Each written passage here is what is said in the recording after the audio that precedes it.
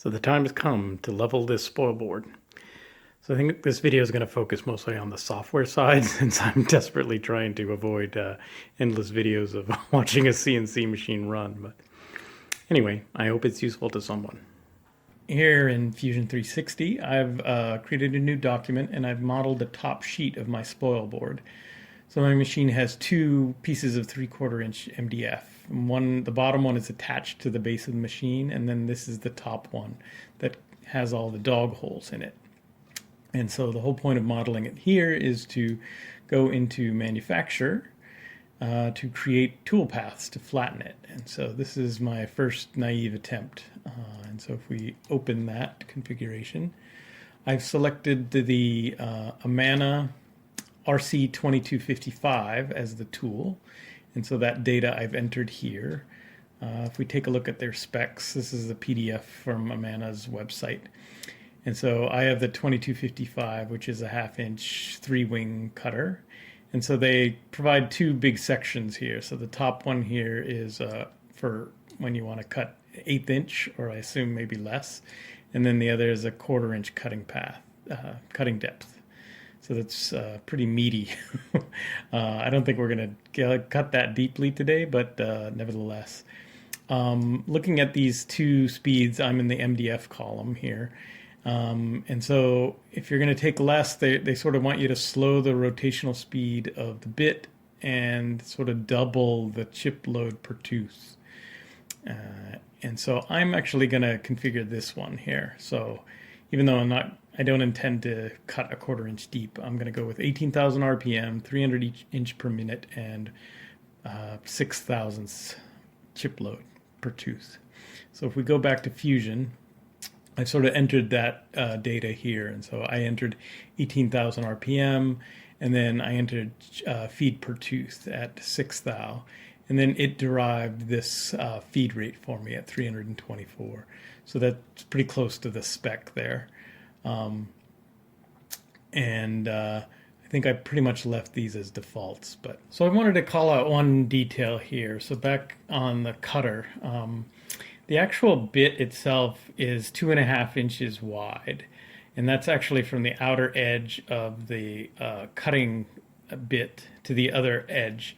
But since the bit itself is actually V-shaped, the actual flats is a little bit smaller than that. So where the flats are, the cutting diameter is about 2 inches. And so I've actually changed it here in my spec for the bit from 2.5 to 2 inches, because I don't want the bit to make a path that doesn't include that flat, because I'm obviously trying to flatten the spoilboard. And so it's a somewhat dangerous thing I'm doing here. I'm basically lying to Fusion 360. And so I think I'm still going to go with it, but I think it's totally on me to make sure that this bit itself doesn't collide with anything.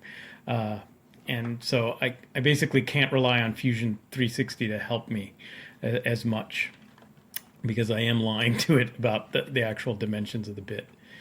And so everything else is correct to my knowledge. It's a 3-flute carbide bit, and then these lengths are as correct as I can make them. That's what I'll be using. And then, so that's what gets populated here in these feed and speed section. And then for geometry, I've selected the perimeter here. Heights, I think I took everything as the default, so it sort of shows you what your clearance height is going to be, what it will retract to, and things like that. So those were the defaults. And then back here on the step over, for those of you who don't use Fusion, if you hover over any item, it'll have this nice tool tip, and it'll remind you what each one does. And so this is how much sort of the tool overlaps on each pass. And so with my cutting diameter of 2 inches, I made this a little smaller at 1.9 inches. And then everything else, I just left the default. And then directions is both ways. And so it just means that the head of the cutter will cut one way and then just come back, and it'll weave basically. So those were the defaults, and this is the resulting path. This is the resulting path. And yeah, it's kind of not ideal. So here you can see in this overlay on the machine that I'm going to have a problem. So basically, as the bit is turning around, it most likely is going to collide with my aluminum angle iron that's holding the thing to the base. So that's not good. So I think I'm going to change it so that we run in the other direction. So here back in Fusion 360, this is take 2. If we look into the configuration, all of this is the same. The only thing I changed was I want a pass direction of 90 degrees. And I've changed the both ways to climb. Basically, I decided that I'd want to have the machine, even though it's more wasteful movement-wise, is that it's going to return this yellow as a rapid. So it's only cutting as I'm moving into the table. So it's a climb cut. And that will hopefully reduce the turnaround on the back. So basically I'm coming straight up rather than doing another arc because I don't have much room there. I'm basically approaching the soft limit of my machine since I wanted my spoil board as big as I could get it. I basically don't have any more machine to actually turn around. So those are the changes I've made here. As you can see on the ends, we're actually kind of doing an arc inwards and then going out. I have some extra room here on the front of the machine, but I'm not sure if I'm going to get away with all of this actually. So we'll see how that goes. So here's an overlay of that toolpath on the machine. So I could probably get away with this if I did some kind of heroic things. So I have my proximity sensor here set up, and it stops me when I get pretty close to this end stop. And so I could do this, but I would probably have to temporarily disable this proximity sensor and certainly muck with my soft limits at the very least. And so I'm just not willing to do that. My goal here is to make a Gcode file that I can just keep reusing over time whenever I need to make a new spoil board. And so I don't want to be messing with any of the safety features of my machine. So I think what I've decided to do is actually manually edit the Gcode that's coming out of Fusion 360. And so I guess you could call that maybe a failing of maybe my operating of Fusion 360 or Fusion itself. But I don't think that's particularly fair. I think I'm asking it to do something that's kind of a bit odd. And so what I'm going to do is manually edit the Gcode so that I come in directly, sort of at my maximum, do a climb cut to the back of the machine, and then lift off. And then we'll just do that.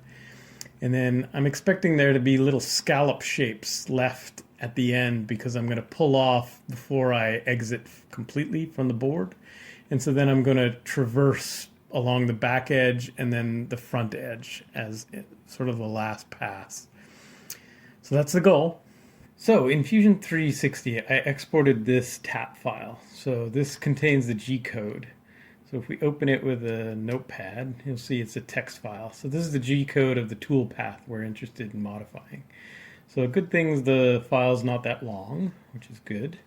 So the tool I've been using to help me do this is on the web. So it's a website called ncviewer.com. So if we go there, you'll see it loads this pretty nice app. And so what you can do is click on here and open file and load that tap file. And essentially it allows you to see the toolpath and play it. And so this is a feature that actually Fusion 360 does have. You can simulate the toolpath, but this tool is actually much better when you want to either learn about Gcode or actually edit it and verify that your edits are sane. And so what's nice is that you can come over here on the left into the file itself and select a line, and it'll show you where the spindle actually is. So that's what this gray pencil-like thing is. So right here, it's at the origin. And then as you go down, it's nice, if you don't know any of the Gcode, you can go look it up and then come back, which is nice. And so M6 is a tool change for tool number 1. And then M3 is turning on the spindle to 18,000 RPM.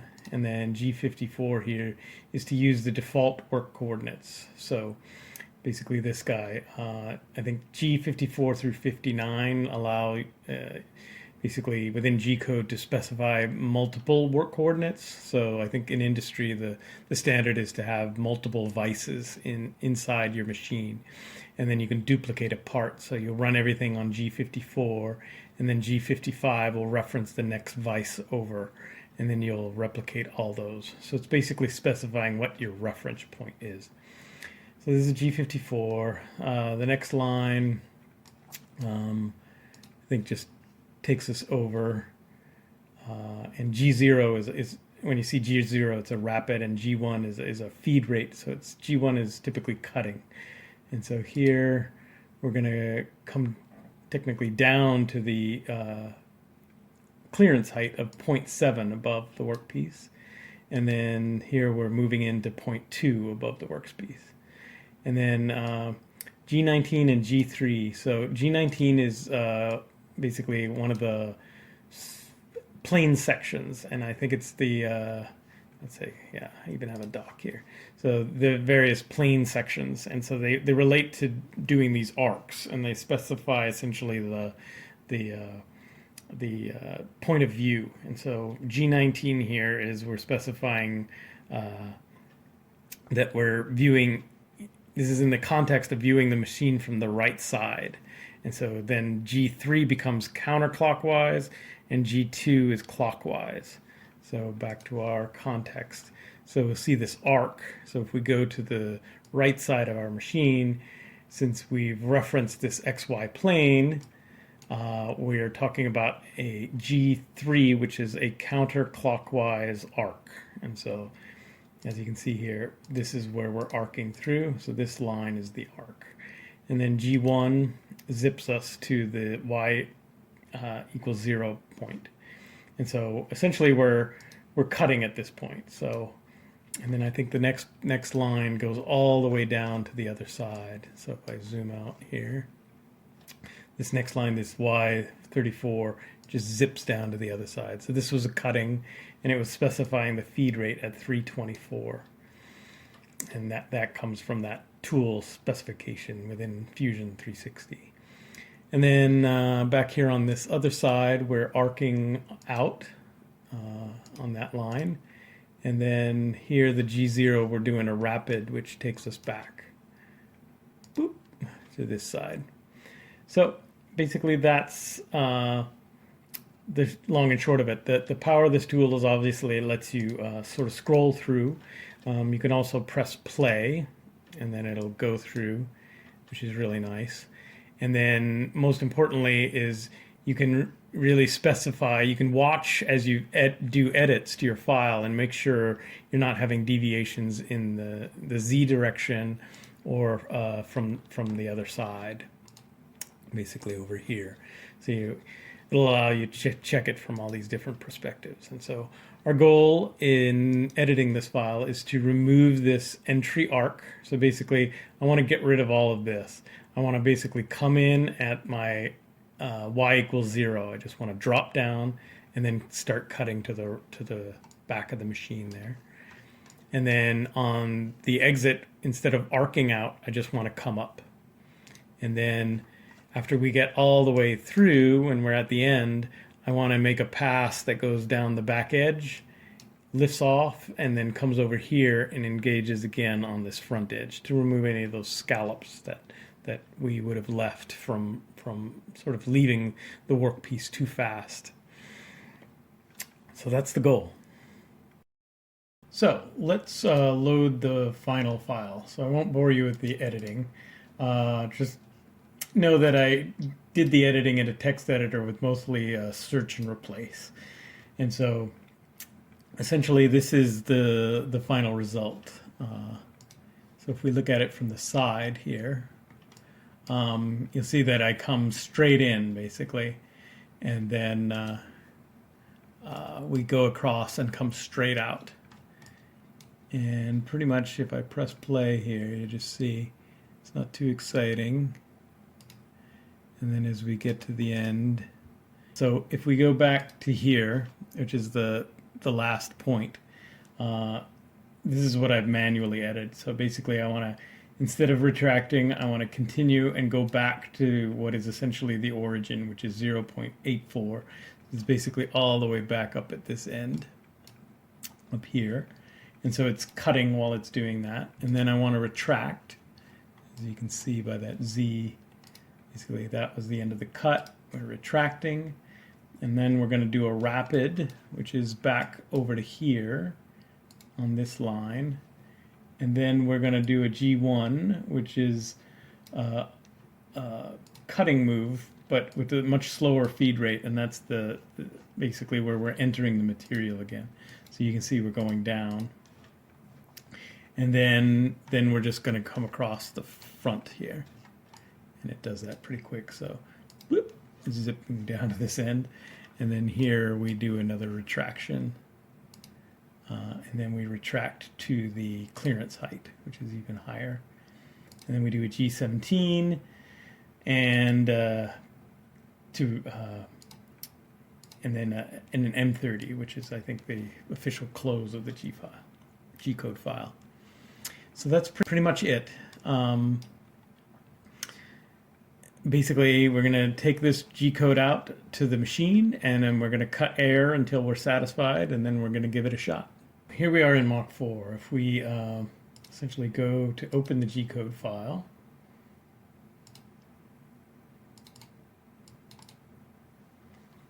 we'll see the same file loads. Something I tend to do sometimes is comment out the spindle on when I'm going to cut air, just because I don't want to come over here and turn it off manually.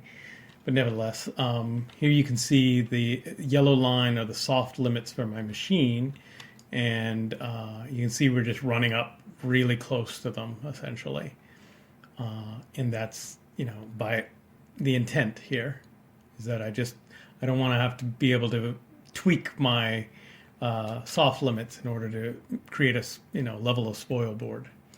But there we have basically the toolpath. It looks more or less like we expect, so that's good. So we're going to use the same. I'll leave a link to the other video where I talked more about these fixture offsets. But anyway, when we're cutting air, I'm going to, let's say, do 0.5 of an inch. I'm going to add this work shift in the Z direction. So that's going to add a ½ an inch, so it'll allow us to cut air. And then when we're satisfied with that, we'll come in and then we'll remove that back to 0. And then the idea here is, remember in Fusion, we essentially, we're not removing any stock from the material. We're all, the Gcode is essentially expecting us to be at the work coordinate of 0.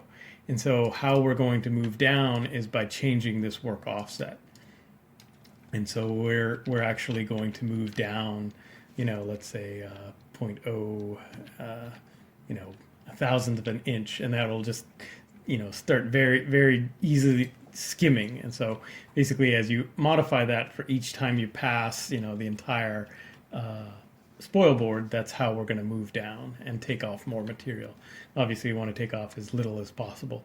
So I'm expecting there to be some drop. I'll have a high points and low points, and eventually we'll get them all shaved off. But I have no idea how extreme. So we're going to start at 1,000 and then move down. So that's pretty much it. For full transparency, what I've done off screen here is that I've homed my machine, and then I've set this point here on the left as the origin, and then I've jogged the Z-axis all the way down to the surface of the spoilboard. So it's essentially touching but still can rotate, and obviously with the spindle off. And then I zeroed the Z-axis at that point. And so that's how the height is being established here. And so this is a run with a basically work offset of Z of 0.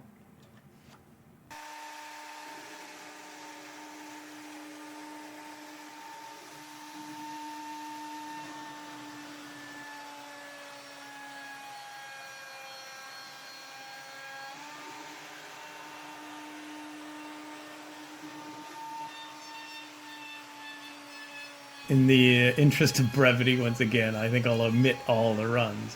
So in the end, I ended up doing 12 complete passes.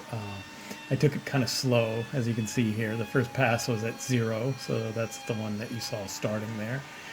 And it quickly became apparent I had a high spot in the back left corner and a low spot in the right front.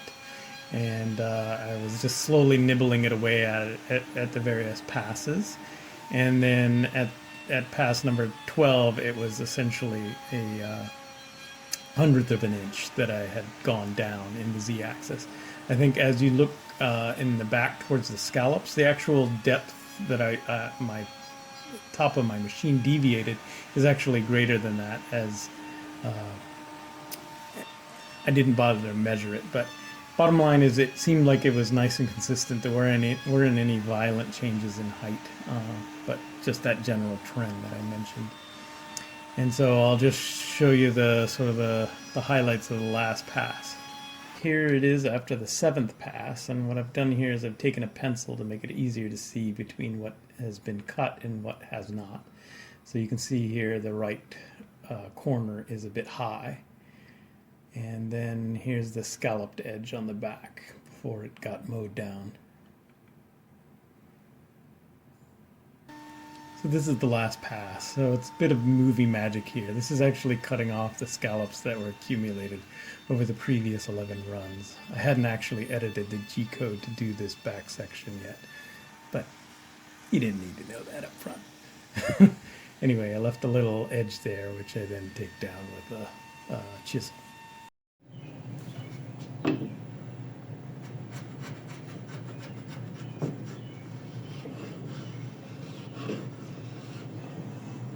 So this is the aftermath. So basically, if you're going to surface MDF, you're going to make it snow. Stuff gets everywhere. So horrible. Anyway, I guess that's the argument for dust collection, huh? Oh, God.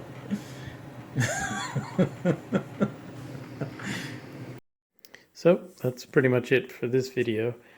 I hope you can see that there's a little bit of a grain pattern where the bit went by. It's a little more apparent there, but you absolutely cannot feel anything.